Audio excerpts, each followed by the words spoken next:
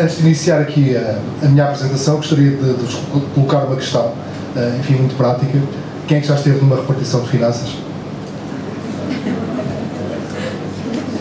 E pergunto, quem é que não esteve numa repartição de finanças? Aqui. Tá? Quem é que se abstém de estar numa repartição de finanças?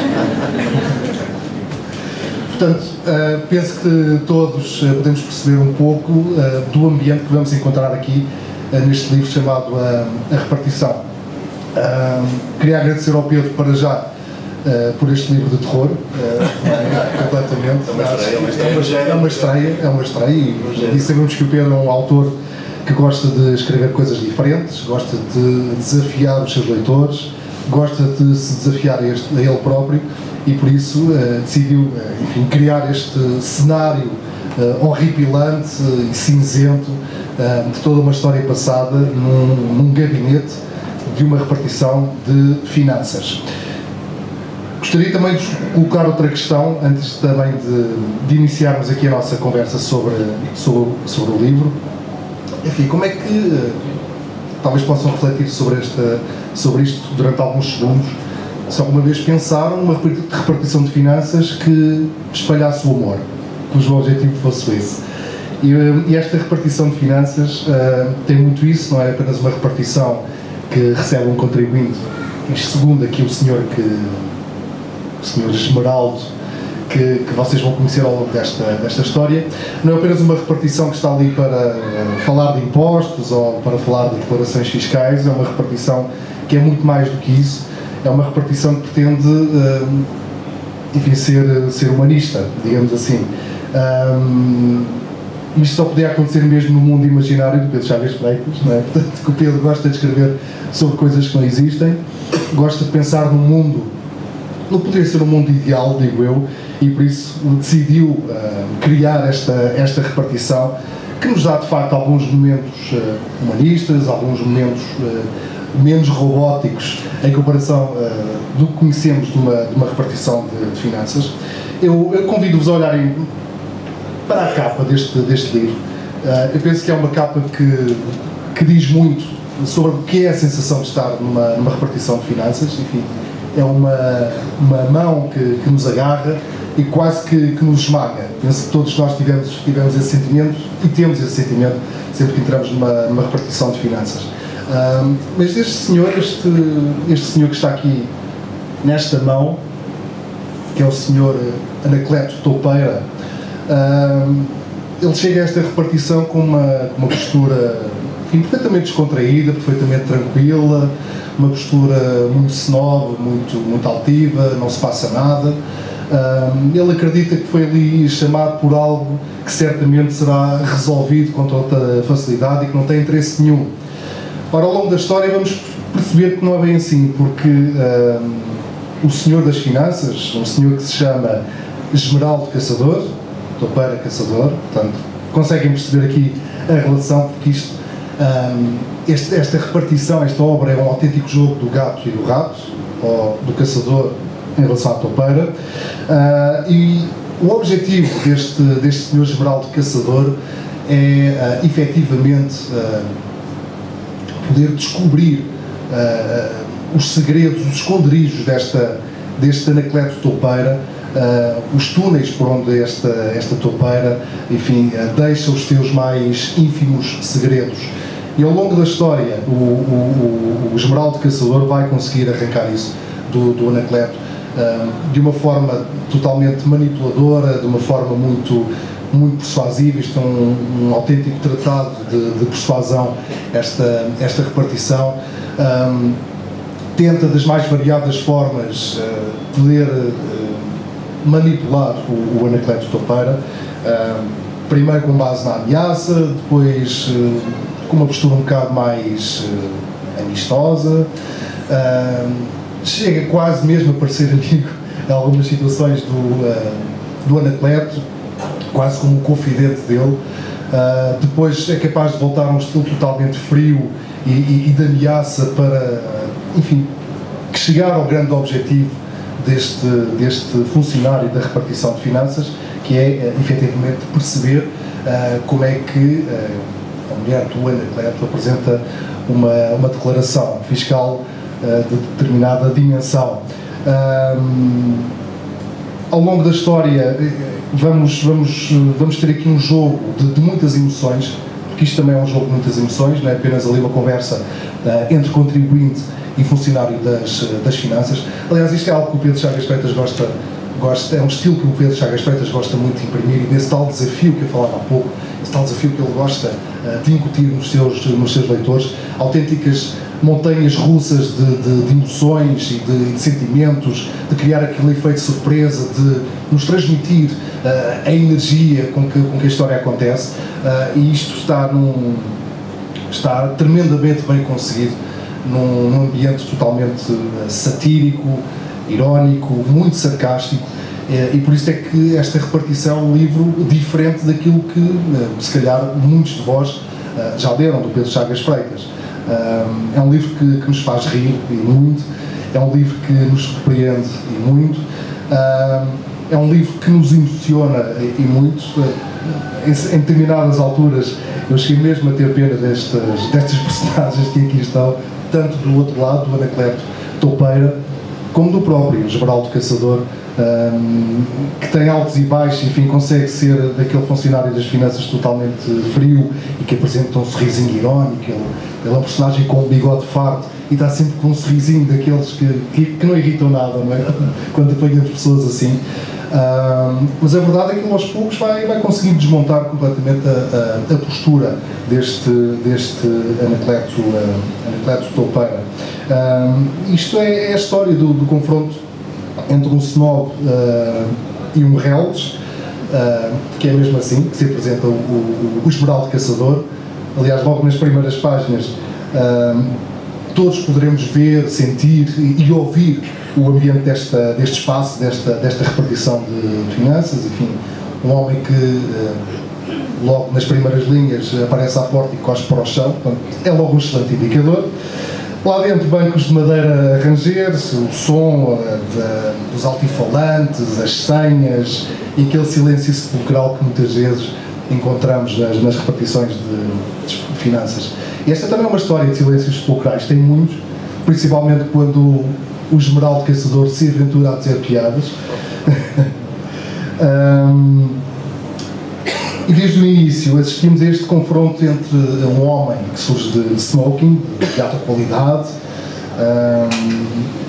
à espera que alguém lhe abra a porta, e esse homem de bigode farto, que espalita os dentes, que cospe no chão, que coça os escrotos e calça sapatos esburacados. Os próprios nomes dos personagens remetem-nos para aquilo que aí vem, o tal Anacleto Toupeira e o tal Esmeraldo Caçador. O Anacleto Toupeira, tal como o animal, é alguém que se move no subsolo, enterrado em tocas e galerias, deixa rastros sem ser visto ou apanhado, e é efetivamente uma praga difícil de controlar. Há muitos Anacletos Toupeiros na nossa sociedade. É altivo, é snob, é arrogante muitas vezes, mas consegue também mostrar alguma sensibilidade quando é confrontado com coisas efetivamente sérias, com coisas que marcam a vida dele. E por isso é que no desenrolar da narrativa se vai tornando numa personagem misteriosa, não deixa de ser uma personagem misteriosa, mas também uma personagem aliciante de se conhecer, e isso é muito mérito da personagem que ele tem à frente, que é este Esmeraldo Caçador. Enfim, nada será preciso dizer sobre o apelido deste senhor. Consegue ser sádico em muitos momentos, é vaidoso, entra logo ao ataque a pé juntos relativamente ao Anacleto, tenta perturbar desde o início a postura com que o Anacleto se apresenta nesta repartição, chega mesmo a pôr, enfim, muita coisa em causa, até a dignidade também do Anacleto, enfim, na tentativa sempre de provocar alguma coisa, mas o outro mantém-se imperturbável, mas até ao momento em que é apresentada essa tal declaração, olhos nos olhos. É a partir daí que tudo começa a acontecer nesta história, é a partir daí que vão ser escavados os buracos mais fundos da alma do Anacleto Toupeira, e também do próprio Esmeraldo Caçador. É também aqui que começa um verdadeiro jogo de xadrez entre os dois, a ver quem leva a melhor. Há sempre um que está por cima, depois é o outro, um vence, o outro é derrotado, e vamos andando assim até ao final da história, até ao checkmate. É por isso que se torna uma história com uma grande carga psicológica, com uma grande carga emotiva, e lá está, e vamos tendo também pelo meio este tal sarcasmo e esta ironia que nos faz rir bastante, até mesmo as piadas que não têm piada nenhuma do Esmeraldo Topeira, a forma como ele fala. Ele tem a mania que é filósofo e que adota sempre um tom professoral perante o Anacleto Topeira, mas ele é capaz de dizer coisas como psicológios, ou bastão do sentimento, ou eufemismo, ou diferença, enfim, coisas assim do género, e sempre que é corrigido, ele dispara sempre, foi o que eu disse. Portanto, tem este tipo de postura perante o contribuinte que tem à frente, é um tipo frontal, chega mesmo a ser cru nas verdades que apresenta, e é com essa verdade e com os mais variados recursos que tenta trazer ao de cima, à luz do dia, esta topeira, ameaçando várias vezes com o inferno que esta repartição de finanças tem para lhe apresentar. Esta altivez do Anacleto Topeira começa a ser verdadeiramente desmontada, ou só começa a ser desmontada, enfim, eu considero que no momento em que poucos seres humanos são capazes de resistir. Ele é confrontado com o passado. Há uma altura que é confrontado com o passado. É a grande arma de arremesso que o Esmeraldo Caçador tem para lhe apresentar e para conseguir chegar ao seu grande objetivo, que é, enfim, o Anacleto Topeira, dizer como é que chegou a essa tal declaração fiscal. É um momento de grande tensão, é um momento com uma grande componente sentimental, porque eu acredito que a memória é uma das armas mais poderosas do mundo, e quando as pessoas são confrontadas com esse passado e com essas memórias, as pessoas, enfim, despem-se completamente da pele com que se apresentam, e isto é muito bem demonstrado aqui pelo Pedro Chagas Freitas. É o momento em que o caçador entra ele próprio num dos esconderijos mais recônditos desta topeira. Eu vou-vos dar aqui um exemplo da citação desse momento, mas não vos vou contar tudo, obviamente, isso vou deixar esse trabalho para vocês, assim que lerem a obra. Mas vamos lá à página 36. Nunca discuta com alguém que tem uma memória tão grande que se lembra até do que nunca aconteceu. A memória sempre será a melhor forma de sofrer. É lá, nos estratos mais profundos do que o dia vivemos e que ainda recordamos, que tudo acontece. É nos calabouços tenebrosos do que guardamos que podemos, enfim, perceber de que material é feito o que nos sustém. Não é o futuro que nos conduz, é o passado.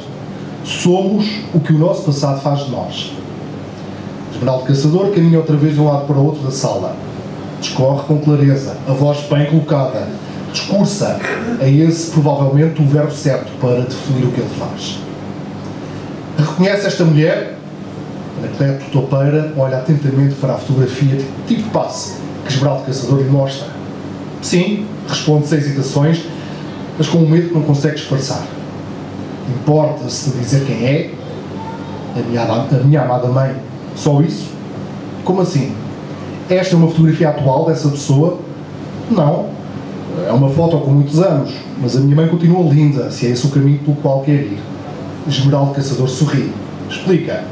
Esta é então uma imagem da senhora sua mãe há muitos anos. E consegue perceber a razão pela qual lhe estou a mostrar esta imagem? Não. Faça um esforço, vá. Anacleto Topeira começa a perder ainda mais a paciência. Chega! Chega! Diga-me de uma vez onde quer chegar. Não gosto de charadas nem de adivinhas. Nunca gostei. Levanta-se e parece fazer tensão de se ir embora. Os infelizes são maus. Infelizes. É curioso trazer à colação a expressão nunca gostei. Nunca gostei é uma expressão que nos traz, voilá, o passado. A força do passado. Nunca gostou e continua a não gostar. Não, já lhe disse, e estou farto disto. Anacleto Toupeira está virado para a porta, a pouco mais de 1 ou 2 metros. Na altura em que esta fotografia da senhora sua mãe foi tirada, algo de muito importante e marcante na sua vida aconteceu. Confirma isso? Anacleto Toupeira para. Vira-se. Na sua vida? Na vida dela ou na minha? Na sua? Na vida do meu caro amigo. Esmeraldo Caçador faz com os braços um gesto que convida Anacleto Toupeira a sentar-se de novo. Puxa-lhe até ligeiramente a cadeira. A que está a referir-se? Anacleto Toupeira volta a ceder. Volta a sentar-se na cadeira. Não liga a aparências. Fica-me mal. Eu sei a que estou a referir-me. E o senhor também sabe a que estou a referir-me. E ambos sabemos a que estamos a referir-nos. Para que perdermos tempo? Não sei de que fala. Eu ajudo. Ama a sua mãe? Amo. Como um louco. Resposta interessante. Pela escolha de palavras. Uma abordagem psicolinguística poderia ser bastante útil nesta altura. Mas não temos, infelizmente, nesta altura, em funcionamento o nosso departamento de análise do discurso. É uma pena. Foram todos a almoçar. Terei de ser eu a assumir também esse lado. Esmeraldo Caçador está, vê-se a olho nu, enlevado com o seu próprio brilhantismo. Tal vai doce que eu dizia há bocado. E continua. Felizmente, para si e para mim, sou um autodidata e provavelmente, não querendo gabar-me, até sei mais dessa e de outras matérias do que os autoproclamados especialistas. Acredito que estudar é a única forma possível de vida. Só quem não estuda pode morrer. Os outros podem apenas continuar mortos. Anacleto Toupeira ouve nada mais. Esmeraldo Caçador perdeu-se nas teias da sua vaidade. Vai demorar uns segundos a encontrar o caminho, mas encontra-o. E a conversa prossegue. Vários acontecimentos com que o Esmeraldo Caçador vai confrontar o Anacleto Toupeira, e a conversa, este diálogo, vai terminar com este momento. Lembro-me como se fosse hoje. Não há expressão mais clara do que essa para entendermos que é o passado que nos define o presente.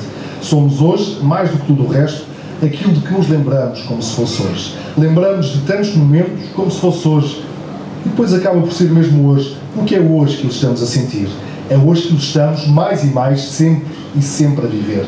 Morre-se muito da morte, lamento, mas morre-se mais ainda da ausência de um motivo para viver. Vivemos aquilo de que nos lembramos como se fosse hoje até ao último dos nossos dias. Somos prisioneiros daquilo que nos lembramos como se fosse hoje. Somos reféns deles se não estivermos para viver. Órfãos deles. Órfãos, quero o senhor dizer. Foi o que eu disse. Portanto, é a partir daqui que o Anacleto Toupeira vai, enfim, se despir completamente e deixar a sua alma à mercê do Esmeraldo Caçador, à mercê dos leitores, e o grande desafio é este, é o leitor perceber todas as charadas que esta história envolve.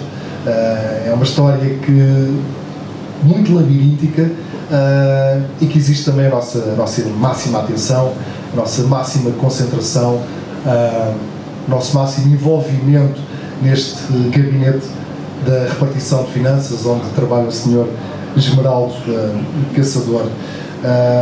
Muitas lágrimas, muitos momentos de arrogância novamente, outra vez lágrimas e depois tempo de descobertas, até o tal checkmate de que vos falava há pouco. É uma história que depois acaba por ter um final bem surpreendente, e por isso nos deixa com água na boca. É um livro que eu li já por três vezes, porque de facto lê-se rapidamente, lê-se bem, mas há tanto para descobrir, há tanto para sentir, há tanto para ver, tanto para ouvir destas personagens e destas histórias. Há tanto para perceber. A frase que está na capa: prometo amar-te na saúde, na doença e na dívida fiscal. Há tanto aqui nesta frase, e por isso o desafio é esse mesmo. A seguir esta apresentação, fica o convite para pegarem já no livro e começarem a ler. Se calhar alguns de vocês ainda vão acabar neste momento, quase que aposto. Deixo-vos com o autor desta repartição, Pedro Chagas Freitas.